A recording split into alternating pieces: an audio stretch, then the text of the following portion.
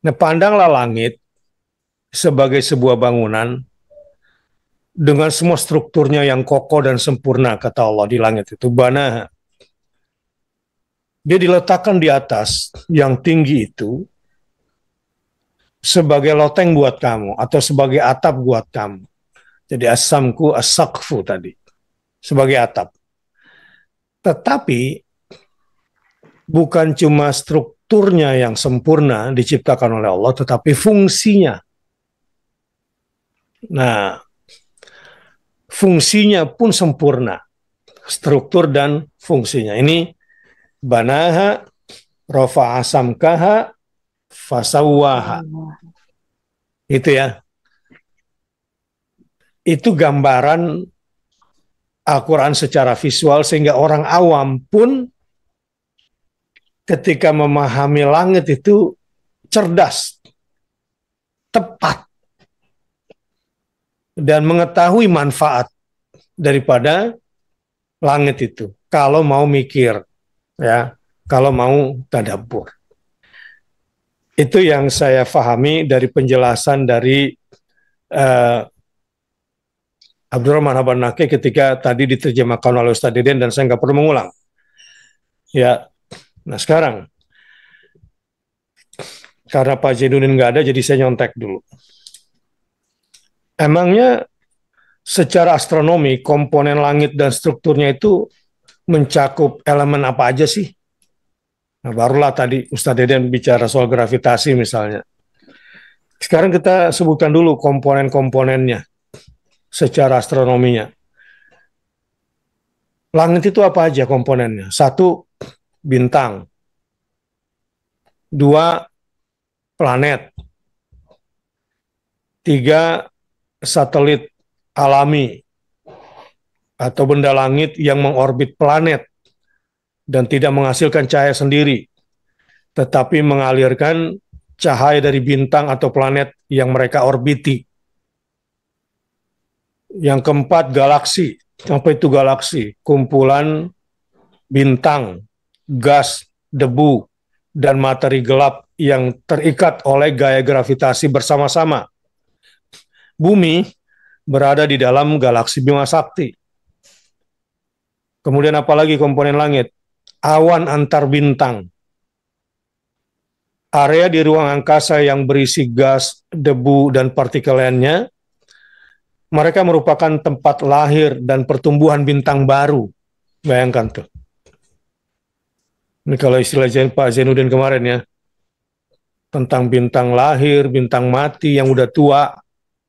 Jadi banyak yang hidup di plafon itu ya, di loteng sana itu. Apalagi komponennya, piringan debu, struktur cakram tipis yang mengelilingi beberapa bintang muda, di mana planet-planet baru mungkin terbentuk. Itu yang namanya piringan debu. Kemudian yang ketujuh apa? Nebula. Apa itu nebula? Katanya awan gas dan debu kosmik yang dapat mencakup area yang sangat luas di ruang angkasa.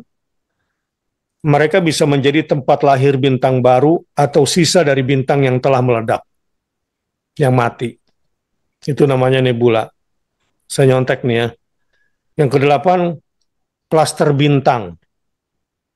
Ansambel bintang yang terikat secara gravitasi dapat berupa klaster terbuka atau berisi bintang yang relatif muda, atau klaster globular, artinya berisi bintang yang lebih tua. Itu secara ringkas saya contek tentang 8 komponen langit di atas sana. Nah, sampai di sini. Ini kan berarti satuan-satuan yang berbeda yang diikat.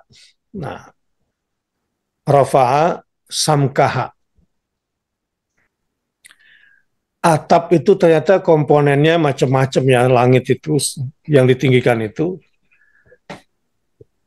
Tetapi semuanya punya fungsi, baik dia untuk dirinya sendiri, si benda-benda langit itu, maupun fungsinya bagi kita di bumi ini, si manusia yang kecil dan sombong ini.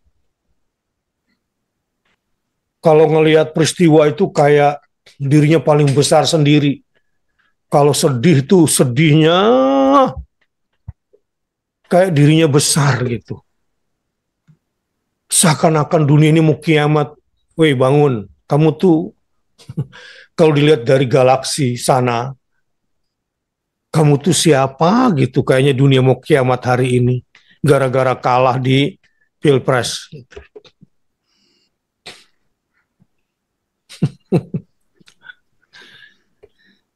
Gara-gara kalah di Pilpres sepertinya dunia ini mau kiamat. Sekarang coba di ayat ini kata Buya Hamka, kata Abanake juga tadi, langit itu kenapa disebut atap? Ya menurut penduduk bumi yang ada di bawah. Jadilah dia atap. Tapi kalau dilihat dari satuan bintang-bintang yang lain, dia sebagai apa? Bangunan. Hah? Sebagai apa kira-kira? Nah, ini baru salah satu angle ya, angle-nya nih. Melihat langit kenapa digambarkan oleh Al-Quran sebagai atap? Karena kita di bawah. Dan penggunaan kata atap karena dia punya fungsi perlindungan. Nah, jangan sampai gara-gara kalah pilpres gitu ya, kemudian stres kayak nggak ada masa depan gitu. Sedih. Udah sedih di Tulungagung pula posisinya gitu kan, yang nggak terlalu ngaruh. Ini bukan bukan Ellen maksud saya nih. Gitu. Kalau kata Sinya kemarin dari Rorotan, siapa lu? Gitu kira-kira. Ngapain sedih berlama-lama gitu. No, lihat no, yang ngatur semua cakrawala ini. Lihat ke atas. Ini kan bisa jadi kalau kemarin itu bicara tentang Firaun yang sombong ya. Firaun tuh mungkin kalau udah ngelihat ke langit gitu ya dan faham, untung gua nggak pites loh kata malaikat gitu kan. Si sombong ini. Begitu pula si sedih. Si sedih ini kalau tadi ngomong di awal, gara-gara ngukur Tuhan pakai otaknya sendiri. Ya begitulah jadinya kalau sedih. Berlama-lama. Sedih berlama-lama. Karena apa? Ngukur Tuhan pakai otaknya yang gak lebih gede daripada batok kelapa. Mau tahu isi otak kita? Pergi ke restoran Padang sana. Dah. Punya otak dah. Iya bener. Aduh. Wah sih udah gak punya otak hari ini. Gitu. Coba ukur berapa ons otak itu. Ya. Coba kok berani-beraninya saya kemarin beli kepala kambing, langsung dibelahin, lalu dikeluarin otaknya. Ukuran kepala kita beda tipis lah sama kambing nih kalau gitu ya. Betul nggak? Kepala sapi deh, ambil kepala sapi yang paling gede. Tok, buka tuh. Lalu ambil tuh otak sapi. Yang biasa dijual sama si udah otak apa biasanya? Otak kambing atau sapi? Hah? Sapi. Ya, ya segede itulah. Sering makan otak, saya mah jangan nggak mau. Tetangga saya tuh yang sering pesen otak. Mungkin dia agak kurang otaknya jadi perlu makan otak, kalau saya nggak perlu. Sombong banget. Maksud saya begini, how come, wahai yang senang bersedih hati,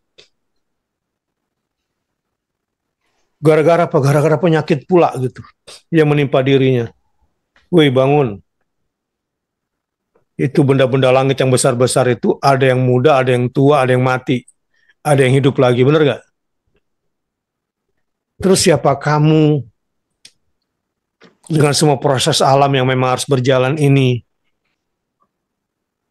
Itu kalau udah kalah gitu ya dalam politik, seakan-akan Indonesia bakal kacau ke depan. Habis itu baca WA lagi. Komunis penjajah, PKI udah masuk semuanya. Jadi satu seakan-akan dialah yang menentukan arah baru Indonesia, tapi kalah gitu. Udahlah, sudahi dulu mengukur Tuhan dengan otak kamu yang berapa ons itu. Ukuran rata-rata otak sapi lah. Walaupun kita tidak lebih besar dari itu. Nah, bagaimana kalau begitu dalam memandang alam? Lihat nih Al-Quran sebagai literasi tertinggi, literasi paling sempurna dalam melihat kehidupan. Gitu ya. Belum nggak punya anak sedih gitu. Ya, seakan-akan nggak ada keajaiban dari Tuhan. Gara-gara dia ngukur Tuhan pakai otaknya yang cuma sekian ons. Padahal ujung ayat ini menggambarkan apa?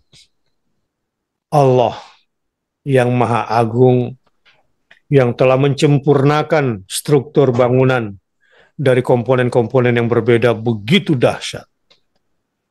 Hello gitu kan jadi judulnya. Senyum, optimis, ya, dan tunduklah kamu kepada Tuhanmu. Lihat semua aturan yang teratur tanpa benturan ini. Ya, tinggi di atas sana dengan semua proses dan ledakannya. Untung nggak deket dengan bumi. Bayangkan kalau setiap ledakan kedengaran sampai bumi, pada bisa tidur nggak kira-kira?